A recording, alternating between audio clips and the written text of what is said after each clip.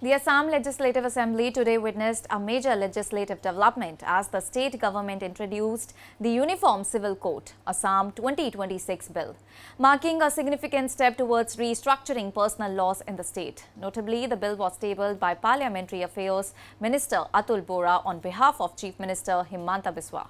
During the ongoing assembly session, it also seeks to establish a uniform legal framework governing marriage, divorce, succession, and live-in relationships across communities, with the stated objective of simplifying and consolidating existing personal laws.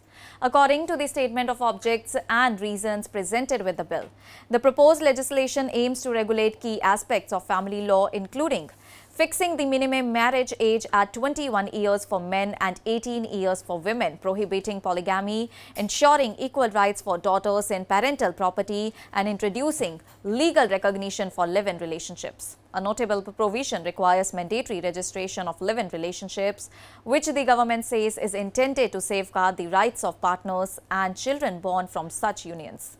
However, the bill explicitly exempts scheduled tribes residing in Assam both in hills and plains, along with their traditional customs, religious practices and rituals from its purview. Chief Minister Himanta Biswa has stated that the legislation is intended to bring legal clarity and uniformity while protecting individual rights, particularly of women and children. He has also emphasized that the framework will formalize previously unregulated domestic arrangements through registration mechanisms, thereby ensuring legal recognition and protection.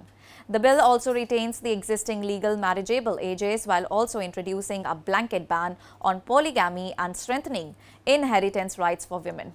The introduction of the bill follows earlier cabinet approval on May 13 when the Assam government decided to place the legislation before the House in the current session.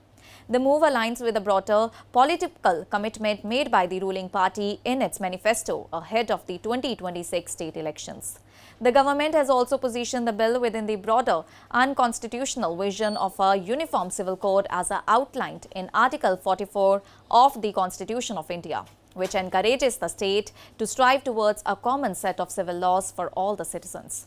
Well, the debate around the bill comes against the backdrop of similar legislative efforts in other states, including Uttarakhand, which became the first in the country to implement a uniform civil code, and Gujarat, which followed with its own legislative steps. Madhya Pradesh has also initiated drafting efforts, while Goa continues to follow its existing Portuguese civil coast-based family law system. Notably, the introduction of the bill triggered sharp political reactions in the Assam Assembly, with opposition parties including the Indian National Congress and the All India Trinamool Congress calling for wider consultations with stakeholders before any final decision is taken. Critics argue that such a sweeping reform requires broader consensus, while the government maintains that it is aimed at ensuring equality and legal uniformity. Assam has a diverse demographic composition with significant tribal communities accounting for a notable share of the population, alongside a large religiously plural society.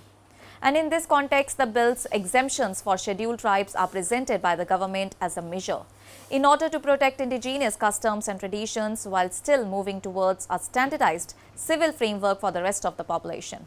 And if passed, Assam would become one of the states in India to adopt a uniform civil code framework, adding to a growing policy shift across several regions. The government has described the bill as a step towards modernizing personal laws, strengthening gender equality and aligning state legislation with constitutional aspirations, while its critics continue to raise concerns about its scope, implementation and social impact.